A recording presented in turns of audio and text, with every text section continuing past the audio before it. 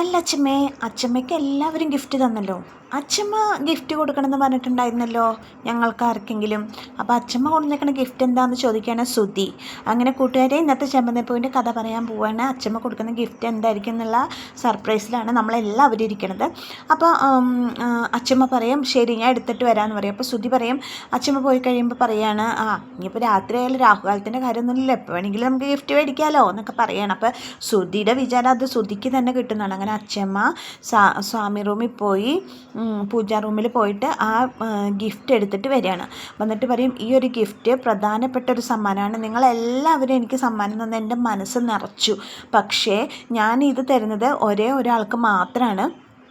ഇത് തലമുറകളായിട്ട് 6-7 തലമുറകളായിട്ട് കൈമാറി വന്ന ഒരു ഗിഫ്റ്റാണ്, ഒരു സാധനമാണ്. ഇതിന് അതിൻ്റേതായിട്ടുള്ള പവിത്രതയുണ്ട്, അതിൻ്റേതായിട്ടുള്ള പ്രാധാന്യമുണ്ട്. ഇത് വെക്കുന്നവർ അതുപോലെ തന്നെ ഇത് സൂക്ഷിച്ച് കൊണ്ടു നടക്കേണ്ട ചുമതലയുണ്ട്. അങ്ങനത്തെ ഒരു ഗിഫ്റ്റാണിത്. ഇത് ഞാൻ ഒരേ ഒരാൾക്കാണ് കൊടുക്കാൻ പോകുന്നത് എന്ന് പറയാണ്. അപ്പോൾ എല്ലാവരും ആകാംക്ഷയോടുകൂടി നിൽക്കണം. എന്നിട്ട് അച്ഛമ്മ ആ സമ്മാനച്ചെപ്പിൻ്റെ അടപ്പ് തുറന്നിട്ട് കാണിക്കുന്നത് ഒരു ഗോൾഡ് കോയിനാണ്. അപ്പോൾ അത് കാണുമ്പോൾ എല്ലാവരും പറഞ്ഞിട്ടടിക്കുക, ഗോൾഡ് കോയിൻ പറഞ്ഞിട്ട് എല്ലാവരും കണ്ണ് തള്ളി നിൽക്കുകയാണ്. ആ സമയത്ത് രവീന്ദ്രൻ പറയണം, അമ്മേ എനിക്കറിയായിരുന്നു, അമ്മ ഇത് തന്നെയാവും കൊടുക്കണമെന്ന് എനിക്കറിയായിരുന്നു. അമ്മേ ഇത് ആർക്കും കൊടുക്കരുത്, ഇത് അമ്മയുടെ കയ്യിൽ തന്നെ സൂക്ഷിക്കാനുള്ളത്, അമ്മ തന്നെ ഇത് സൂക്ഷിച്ചേക്കണത് ഒരാൾക്കും കൊടുക്കരുത് പറയണേ രവീന്ദ്രൻ. രവീന്ദ്രൻ്റെ വാക്കുകൾ കേൾക്കുമ്പോൾ അച്ഛമ്മ പറയണേ, ഇത് പരമ്പരകളായിട്ട്, അതായത് തലമുറകളായിട്ട് നമുക്ക് കൈമാറി വന്ന സ്വത്താണ്. അപ്പോൾ ഇത് ഇനിയിപ്പോൾ എൻ്റെ കയ്യിൽ നിന്ന് ഇത് അടുത്ത തലമുറയ്ക്ക് കൈമാറേണ്ട സമയമായി എന്ന് എനിക്ക് മനസ്സിലായി. അതുകൊണ്ട് ഇത് അടുത്ത തലമുറയ്ക്ക് കൈമാറാനാണ് ഞാൻ വന്നത്. ഇത് നമ്മുടെ കുടുംബത്തിൻ്റെ അഭിമാനവും മാനവും മാത്രമല്ല, ഇത് അത്രയും കാത്തു സൂക്ഷിക്കേണ്ട ഒരു നിധിയാണ് എന്നൊക്കെ പറയാണ് അച്ഛമ്മ. അപ്പോൾ ഇത് കേൾക്കുമ്പോൾ ഇതൊരു സ്വർണ്ണ നാണയമാണെന്ന് മാത്രം വിചാരിക്കേണ്ടത്, ഇതിൻ്റെ മൂല്യം വളരെ വലുതാണെന്ന് പറയാണ്. അത് കേൾക്കുമ്പോൾ ശ്രുതിയും കൂടി ഇട്ട് ചിരിക്കുകയാണ്. എന്നിട്ട് ശ്രുതി പറയണം ശ്രുതിയോട്, ശ്രുതി ഇതിന് ഏകദേശം എത്ര വില വരും? അപ്പോൾ ശ്രുതി പറയണം, ഇത് അമൂല്യമായതാണെന്നല്ലേ പറഞ്ഞു ശ്രുതി, അപ്പോൾ ഇതിന് നല്ല വിലയുണ്ടാവും എന്ന് പറയണം. ആ സമയത്ത് വർഷയുടെ അമ്മ വർഷേനെ ഇങ്ങോട്ട് ചെവിയുടെ അവിടെ ചോദിക്കണം, വർഷയുടെ ചെവിയിൽ ചോദിക്കുകയാണ്, വർഷേ നീ ഏറ്റവും സമ്പന്ന കുടുംബത്തിൽ നിന്ന് വന്നത്, അപ്പോൾ നിനക്കായിരിക്കും ആ സ്വർണ്ണ നാണയം കിട്ടേണ്ടത്. അപ്പോൾ വർഷ പറയണം, അമ്മേ ഡീഗ്രേഡ് അടിച്ച് ഇവിടെ നിൽക്കുകയാണെങ്കിൽ ഞാൻ വീട്ടിൽ പറഞ്ഞു വിടും കേട്ടോ, മിണ്ടാതിരിക്കുകയാണെങ്കിൽ ഇരുന്നു, അല്ലെങ്കിൽ വീട്ടിൽ പോകുമെന്ന് പറയണം. ചന്ദ്രമതിയും ഭാമയും കൂടി പറയാണ്, ഭാമേ അത് ആർക്കാവോ കിട്ടുക, അത് ശ്രുതിക്കും കിട്ടുമായിരിക്കുമല്ലേ പറയുമ്പോൾ ഭാമ പറയണേ, രവിയേട്ടനായിരിക്കും അത് കിട്ടുന്നുണ്ടാവുക.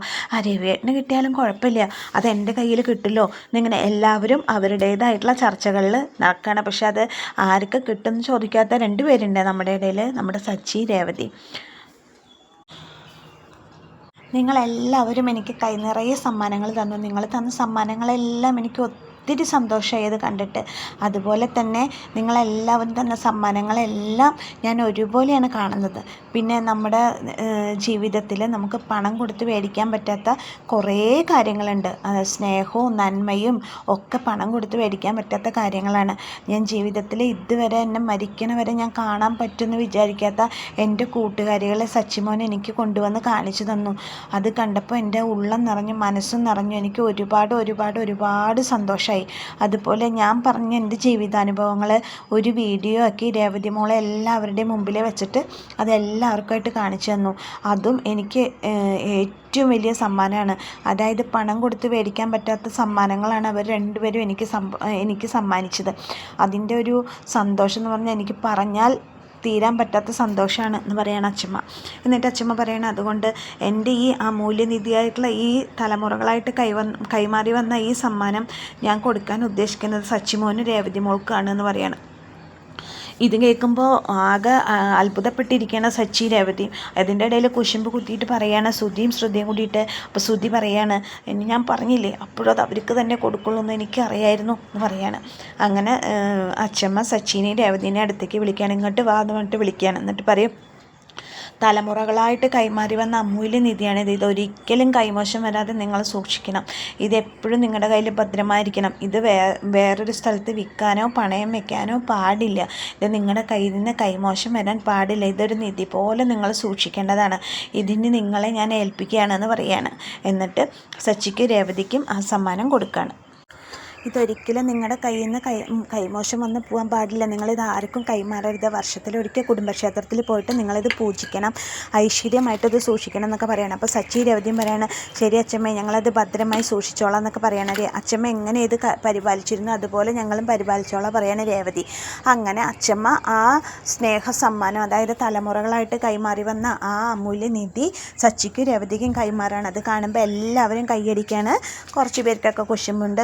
ശ്രുതി, ചന്ദ്ര, അങ്ങനത്തെ വർഷയുടെ അമ്മ, അവർക്കൊക്കെ കുശുമ്പുണ്ട്. പക്ഷേ എല്ലാവരും അത് അംഗീകരിക്കേണ്ട അവസ്ഥയാണല്ലോ. അപ്പോൾ ഇത് കാണുമ്പോൾ അച്ഛമ്മയുടെ കൂട്ടുകാരികൾ കല്ലും താച്ചും പറയുകയാണ്, മനസ്സിൽ നന്മയും സ്നേഹമുള്ളവർക്ക് മാത്രമേ ഇങ്ങനെയൊക്കെ ചെയ്യാൻ പറ്റുള്ളൂ. വയസ്സായ ആൾക്കാരുള്ള കൂട്ടുകുടുംബമാണെങ്കിലും വയസ്സായവരെ ആരും ശ്രദ്ധിക്കാറില്ല. എത്ര പേരുണ്ടെങ്കിലും അവർ ശ്രദ്ധിക്കാറില്ല. അവരുടെ ആഗ്രഹങ്ങൾ എന്താണെന്നൊന്നും അവരോട് ആരും ചോദിക്കാറില്ല. അത്ര വലിയ ആഗ്രഹമല്ല, ഒരു ചെറിയ ആഗ്രഹമെന്ന് പറഞ്ഞിട്ട് പോലും സച്ചിമോൻ കലാവതിക്ക് വേണ്ടി ഇത് ചെയ്തില്ലേ, അത് അവൻ്റെ മനസ്സിലെ നന്മയും സ്നേഹമാണെന്നൊക്കെ പറയണം. അപ്പോൾ സച്ചി പറയാണ്, ഞാനിപ്പോൾ സമ്മാനത്തിന് വേണ്ടിയിട്ടൊന്നുമല്ല, ഒരിക്കൽ അച്ഛമ്മ എന്നോട് പറഞ്ഞായിരുന്നു, അച്ഛമ്മയുടെ കണ്ണടയിനായിട്ടുള്ള മുന്നേ അച്ഛമ്മയുടെ കൂട്ടുകാരികളെ അച്ഛമ്മയ്ക്കൊന്ന് കാണാൻ പറ്റുമെന്ന്. എനിക്ക് തോന്നി അച്ഛമ്മയുടെ ആ ഒരു ആഗ്രഹം മനസ്സ് തട്ടി. അച്ഛമ്മ വളരെ വിഷമത്തോടുകൂടി പറഞ്ഞ ഒരു ആഗ്രഹമെന്ന് എനിക്ക് മനസ്സിലായി. അത് ഞാൻ മനസ്സിലിട്ടുണ്ടായിരുന്നു. അപ്പോൾ അതിനു വേണ്ടി ഞാൻ ശ്രമിച്ചു. ദൈവം എനിക്കത് സാധിച്ചു തന്നു. അത്രയേ ഉള്ളൂ എന്ന് പറയാണ്. അച്ഛമ്മയുടെ കൂട്ടുകാരികൾ വീണ്ടും പറയണം, ഇന്നത്തെ കാലത്ത് ഒരു കുപ്പി കുഴമ്പ് മേടിച്ചു തരാൻ പറഞ്ഞാൽ പോലും അതിന് നേരമില്ലാത്ത കൊച്ചുമക്കളും ഉള്ള കാലമാണ് കലാവധി. ആ കാലത്തിലാണ് നീ ഇപ്പോഴും ജീവിക്കുന്നത്, നിനക്കറിയാലോ. എന്നിട്ട് നിൻ്റെ ഒരു ചെറിയ ആഗ്രഹം പോലും സാധിപ്പിച്ച് തരാൻ ഓടി നടന്ന നിനക്കൊരു പേരക്കുട്ടിയെ കിട്ടിയില്ലേ, അത് നിൻ്റെ ഭാഗ്യമാണ് കലാവധി. സച്ചിമോ നിൻ്റെ ഭാഗ്യമാണ്. അതുപോലെ തന്നെ നിൻ്റെ എല്ലാ സന്തോഷങ്ങളും ഒപ്പുവെച്ച ഒരു മരുമകളെ നിനക്ക് കിട്ടിയില്ലേ, ഇതിലും വലിയ സന്തോഷം നിനക്ക് എന്താ വേണ്ടി കലാവധി വെച്ചിട്ട് കലാവധി അച്ഛമ്മയുടെ കൂട്ടുകാരികൾ വളരെ വികാരാധീനരായി പറഞ്ഞുകൊണ്ട് കണ്ണ് തുടയ്ക്കുകയാണ്. അപ്പോൾ ഇത് കേൾക്കുമ്പോൾ സച്ചി പറയണം, എനിക്കൊരു സമ്മാനം ആഗ്രഹിച്ചിട്ടല്ല, അച്ഛമ്മയുടെ ആഗ്രഹം അച്ഛമ്മയുടെ കണ്ണുകളിൽ ഞാൻ കണ്ടു. അത് സാധിപ്പിച്ചു കൊടുക്കാൻ വേണ്ടിയിട്ട് ദൈവം എന്നെ ഈ സമയത്താണ് നിയോഗിച്ചത്. ഒരുപക്ഷെ ഒരു സമ്മാനം കൊടുക്കാൻ പറ്റാത്തവൻ്റെ ഗതികേടായിരിക്കാം അത് സാധിക്കാൻ എന്നെ കൊണ്ട് പറ്റിയത് എന്ന് പറഞ്ഞിട്ട് സച്ചി വളരെ ഇമോഷണലായിട്ട് പറഞ്ഞ് വിഷമത്തോടുകൂടി പറയാണ്. അപ്പോൾ അച്ഛൻ പറയണം, മോനെ, നീ എന്നാലും ഈ വയസ്സിയുടെ ഏറ്റവും ചെറിയ ആഗ്രഹം പോലും നീ അത് അറിഞ്ഞിട്ട് ചെയ്തു തരാൻ നീ മനസ്സ് കാണിച്ചല്ലോ സച്ചി, ഇതിന് എന്ത് നന്ദി പറഞ്ഞാലും നിനക്ക് മതിയാവില്ല എന്ന് പറഞ്ഞിട്ട് അച്ഛമ്മ സച്ചിനെ കെട്ടിപ്പിടിച്ച് കരയുമ്പോൾ അത് കണ്ടു നിൽക്കുന്നവരുടെ എല്ലാവരുടെയും മനസ്സ് നിറയാണ്, കണ്ണും നിറയാണ്. രവീന്ദ്രനൊക്കെ കരഞ്ഞിട്ട് കണ്ണീരൊപ്പാണ്. ഒരു ഭയങ്കര ഒരു ഇമോഷണലായിട്ടുള്ള ഒരു സീനാണ് അവിടെ വന്നിരിക്കണത്. അങ്ങനെ ആഘോഷങ്ങളൊക്കെ കഴിഞ്ഞു, രാത്രിയായി. സച്ചി ഇങ്ങനെ രേവതിനെ അന്വേഷിച്ച് വരികയാണ്. അപ്പോൾ രേവതി എന്താ ചെയ്യണമെന്ന് വെച്ചാൽ അച്ഛമ്മ കൊടുത്ത സ്വർണ്ണ നാണയം ഇങ്ങനെ നോക്കിയിട്ട് ഇരിക്കുകയാണ്. അപ്പോൾ സച്ചി പറയും, രേവതി എത്ര നേരമായി നിന്നെ അന്വേഷിക്കണം, അച്ഛമ്മ അവിടെ ഭക്ഷണം കഴിക്കാൻ വിളിക്കുന്നുണ്ട്, നീ ഇവിടെ വന്നിട്ട് ഇത് നോക്കി ഇരിക്കുകയാണോ എന്ന് ചോദിക്കുമ്പോൾ രേവതി പറയും, അല്ല സച്ചിയേട്ടാ, എനിക്കിത് കണ്ടിട്ട് മതിയാവണില്ല, എത്ര വിലപിടിപ്പുള്ള ഗിഫ്റ്റ് അച്ഛമ്മ നമുക്ക് തന്നത്. അല്ല സച്ചേട്ടാ, ഇത് കുറേ കാലത്ത് പഴക്കം ഉണ്ടാവില്ലേ എന്ന് ചോദിക്കുമ്പോൾ കുറേ കാലത്തെ പഴക്കം ഉണ്ടോന്ന്, തലമുറകളായിട്ട് കൈമാറി വന്ന സ്വർണ്ണ നാണയമല്ലേ, ഇതിനത്രയും പഴക്കമുണ്ട്, അതിനത്രയും പ്രാധാന്യമുണ്ട്, നമ്മളത് അത്രയും ഭംഗിയായിട്ട് തന്നെ നമ്മളത് സൂക്ഷിക്കേണ്ട കടമ ഉത്തരവാദിത്വം ഉണ്ട്. നമുക്കത് കൈമോശം വരാനും പാടില്ല. ഒരാൾ ഇത് കൊണ്ടുപോകാതെ സൂക്ഷിക്കേണ്ട ഉത്തരവാദിത്വം നമുക്കുണ്ട്. ഇത് നമ്മുടെ കൂടെ ഉള്ളത് അച്ഛമ്മ നമ്മുടെ കൂടെ ഉള്ളതിന് തുല്യമാണെന്നൊക്കെ പറയാണ് സച്ചി. അപ്പോൾ രേവതി പറയും, അയ്യോ ഇത്രയും ഇതുണ്ടെന്നുണ്ടെങ്കിൽ നമ്മളത് കാര്യമായിട്ട് തന്നെ സൂക്ഷിക്കേണ്ട സച്ചിയേട്ടാ, നമ്മളിത് എവിടെ സൂക്ഷിക്കും, നമുക്കത് പൂജാമുറിയിൽ സൂക്ഷിക്കാമല്ലോ ചോദിക്കുമ്പോൾ ബെസ്റ്റ്, പൂജാമുറിയിൽ സൂക്ഷിക്കേണ്ട താമസമുള്ളൂ. ആ കള്ളം ശ്രുതി വന്നിട്ട് അത് എടുത്തുകൊണ്ട് പോകും. നിൻ്റെ സ്വർണ്ണാഭരണങ്ങൾ മുഴുവൻ കൊണ്ടുപോയിട്ട് ഗോൾഡ് കവറിങ് ആഭരണങ്ങൾ വെച്ചില്ലേ, അവനെ വിശ്വസിച്ച് സ്വർണ്ണം പണമൊന്നും ഈ വീട്ടിൽ വെക്കാൻ പറ്റാത്ത അവസ്ഥയായിട്ടുണ്ട്. ഇത് ഭദ്രമായി തന്നെ സൂക്ഷിക്കണം. എന്നാൽ നമുക്കൊരു കാര്യം ചെയ്യാം, നമ്മുടെ ഷെൽഫിൽ വെച്ചിട്ട് പൂട്ടിയാലോ, എവിടെയാണെങ്കിലും നല്ലവണ്ണം ശ്രദ്ധിക്കണം. കാരണം അവൻ്റെ സ്വഭാവം അറിയാലോ, എനിക്കത് മനസ്സിൽ നിന്ന് പോകണില്ല. നിൻ്റെ സ്വർണ്ണാഭരണങ്ങൾ അവനെടുത്തിട്ട് ഗോൾഡ് കവറിങ് ആഭരണങ്ങൾ മാറ്റി വെച്ചേക്കുന്നത്, എനിക്കത് ചോദിക്കാൻ അറിയാഞ്ഞിട്ടല്ല. അപ്പോൾ രേവതി പറയാം, സച്ചേട്ടൻ അതൊക്കെ വിട്, അതെന്തായാലും അച്ഛമ്മ പോണ വരെ നമ്മൾ ഒരു പ്രശ്നം ഉണ്ടാക്കരുത്. ഇല്ല, നിൻ്റെ വാക്ക് കേട്ടിട്ടാണ് ഞാൻ പറയണത്, അച്ഛമ്മ പോണ വരെ ഞാനൊരു പ്രശ്നം ഉണ്ടാക്കില്ല. പക്ഷെ അച്ഛമ്മ നാളെ പോവുമല്ലോ, പോയി വന്നാൽ ഞാൻ എല്ലാവരെയും വിളിച്ചു കൂട്ടിയിട്ട് ഞാനൊരു വിചാരണ ഉണ്ടായിരിക്കും കേട്ടോ രേവതി എന്ന് പറയണം. അപ്പോൾ രേവതി ഒന്നും മിണ്ടില്ല, അത് കേട്ടിട്ട് ഇരിക്കുകയാണ്. രേവതി പറയണം, നമ്മൾ മാത്രമല്ല നിങ്ങളുടെ ഏട്ടനും വർഷയൊക്കെ നല്ല ഗിഫ്റ്റ് തന്നെയാണ് അച്ഛമ്മയ്ക്ക് കൊടുത്തത്. അവരെല്ലാം കൊടുത്ത ഗിഫ്റ്റൊക്കെ നല്ല വിലപിടിപ്പുള്ള ഗിഫ്റ്റുകൾ തന്നെ, നല്ല ഗിഫ്റ്റുകൾ അച്ഛമ്മയ്ക്ക് ഇഷ്ടമുണ്ട്, അച്ഛമ്മയ്ക്ക് സന്തോഷമായിട്ടുണ്ട്. പക്ഷേ ഏറ്റവും കൂടുതൽ സന്തോഷമായത് നമ്മൾ കൊടുത്ത ഗിഫ്റ്റാണ്. അതുകൊണ്ട് അച്ഛമ്മ തന്ന ഈ സമ്മാനം നമുക്ക് നിധി പോലെ തന്നെ സൂക്ഷിക്കണം. ഇതൊരിക്കലും നമ്മൾ കൈമോശം വരുത്തരുത് സച്ചിയേട്ടാ എന്നൊക്കെ പറയുകയാണ് രേവതി. അതൊക്കെ കഴിഞ്ഞു. പിറ്റേ ദിവസമായി അച്ഛമ്മേനെ കൊണ്ടുപോയി വിടാൻ വേണ്ടിയിട്ട് സച്ചി ബസ് സ്റ്റോപ്പിലേക്ക് കൊണ്ടുപോയി വിടാൻ വേണ്ടിയിട്ട് പോവാണ്. അങ്ങനെ ബസ് സ്റ്റോപ്പിലെത്തി അച്ഛമ്മയുടെ ബാഗ് ഇറക്കി. അപ്പം അച്ഛമ്മോട് ചോദിക്കാൻ, അച്ഛമ്മേ കൂട്ടുകാരികളുടെ ഫോൺ നമ്പറൊക്കെ മേടിച്ചില്ലേ? ആ മേടിച്ചു സച്ചി. വർഷ തന്ന ഫോണില്ലേ, നല്ല ഫോണത്. ഇനിയിപ്പോൾ ദിവസം അവരെ കണ്ട് സംസാരിക്കും വിളിക്കുകയൊക്കെ ചെയ്യാമല്ലോ. അതെ അതെ, ദിവസം വിളിക്കണം എന്ന് പറഞ്ഞിട്ട് അവർ പോയേക്കണത്. അപ്പം ഇനിയിപ്പോൾ എന്തായാലും അവരെ ദിവസം വിളിക്കാമല്ലോ, അച്ഛമ്മയ്ക്ക് സുഖമായില്ലോ എന്ന് പറയാണ്. സച്ചി, ഞാൻ എൻ്റെ വീഡിയോ എടുത്തിട്ടുണ്ടായിരുന്നില്ലേ രേവതി, നീ ഒരു കാര്യം ചെയ്യണം, അതൊന്ന് എനിക്ക് അയച്ചു തരണം കേട്ടോ, എനിക്ക് എൻ്റെ നാട്ടിലുള്ളവരെ മുഴുവൻ കാണിക്കാനാണ് പറയും. അപ്പോൾ സച്ചി പറയും, പിന്നെന്താ അച്ഛമ്മേ, അത് അയച്ചു തരാട്ടോ പറയും. അപ്പോൾ അച്ഛമ്മ ഇങ്ങനെ സച്ചിയുടെ മുഖത്തേക്ക് നോക്കി കുറച്ച് നേരം എന്നിട്ട് ചോദിക്കുകയാണ്, സച്ചി നിനക്ക് രേവതിക്ക് ഇടയിൽ എന്തെങ്കിലും പ്രശ്നങ്ങളുണ്ടോ? ഇല്ല അച്ഛമ്മേ. എന്താ അച്ഛമ്മ അങ്ങനെ ചോദിക്കുകയാണ്. എടാ സത്യം പറഞ്ഞാൽ എന്താ നിങ്ങളുടെ ഇടയിലുള്ള പ്രശ്നം? ഞങ്ങളുടെ ഇടയിൽ ഒരു പ്രശ്നമില്ല അച്ഛമ്മ. അതൊക്കെ പറഞ്ഞു ഞാൻ അവളെ ഇടയ്ക്ക് വഴക്കൊക്കെ പറയായിരുന്നു. ഇപ്പം ഞാൻ അവളെ ഒന്നും പറയാറില്ല. പിന്നെ പോരാത്തതിന് അവളെ എന്നെയാണ് വഴക്ക് പറയാറ്. അവൾ വഴക്ക് പറയുന്നുണ്ടെങ്കിൽ നീ അത് കേട്ട് സഹിച്ചോ എന്ന് പറയണം അച്ഛമ്മ. അങ്ങനെയല്ല, നിൻ്റെ മുഖം നോക്കി നിൻ്റെ മനസ്സ് വായിക്കുന്നവളെ ഞാൻ. എനിക്കറിയാം എന്തോ പ്രശ്നം ഉണ്ടെന്ന്, എന്തോ സംഭവിച്ചിട്ടുണ്ട് നിങ്ങൾക്കിടയിൽ, പക്ഷെ നിങ്ങളത് എന്നോട് പറയണില്ല. അപ്പോൾ സച്ചി പറയും, ഇല്ല അച്ഛമ്മേ, സത്യം പറ, എന്താ നിങ്ങളുടെ ഇടയിൽ സംഭവിച്ചിരിക്കുന്നത്? ചന്ദ്രമതി നിങ്ങളെന്തെങ്കിലും പറഞ്ഞോ? അത് പിന്നെ ഞങ്ങൾക്ക് ഇടയ്ക്കിടയ്ക്ക് കേൾക്കണ്ടല്ലേ, അതൊന്നും ഞങ്ങൾക്കൊരു വിഷയമില്ല അച്ഛമ്മേ. പിന്നെ വേറെ ഒന്നുമില്ല, അച്ഛമ്മയ്ക്ക് നല്ലൊരു ഗിഫ്റ്റ് മേടിച്ച് തരാൻ പറ്റാത്തതിൻ്റെ സങ്കടം ഉണ്ടായിരുന്നു എൻ്റെ മനസ്സിലെന്ന് പറയാണ് സച്ചി. എടാ നീ എന്തിനാ എനിക്ക് ഗിഫ്റ്റൊക്കെ തന്നെ? നീ എനിക്ക് ഏറ്റവും വലിയ ഗിഫ്റ്റല്ലേ തന്നെ. അതല്ല അച്ഛമ്മ, എനിക്ക് അച്ഛമ്മയ്ക്ക് ഒരു സ്വർണ്ണ ചെയിൻ മേടിച്ച് തരണമെന്നുണ്ടായിരുന്നു. സ്വർണ്ണ ചെയിനോ? എനിക്ക് എന്തിനാണ് സ്വർണ്ണ ചെയിനൊക്കെ? എനിക്ക് അങ്ങനെ ആഗ്രഹങ്ങളൊന്നുമില്ല സ്വർണ്ണത്തിനോട്. പക്ഷെ എത്രയോ കാലമായിട്ട് ഞാൻ കാണണമെന്ന് ആഗ്രഹിച്ച എൻ്റെ കൂട്ടുകാരികളല്ലേ നീ എൻ്റെ മുമ്പിൽ കൊണ്ടുവന്ന് തന്നെ. അത്രയും വലിയൊരു സന്തോഷം എനിക്കിനി ജീവിതത്തിൽ കിട്ടില്ലടാ സച്ചി എന്ന് പറഞ്ഞിട്ട് സച്ചിയുടെ കവള് പിടിച്ചിപ്പിച്ചാണ്. അപ്പോൾ സച്ചി പറയണം, അത് ശരിയാവും അച്ഛമ്മ, എന്നാലും എനിക്കില്ലേ ആഗ്രഹങ്ങളൊക്കെ എന്ന് പറയാണ്.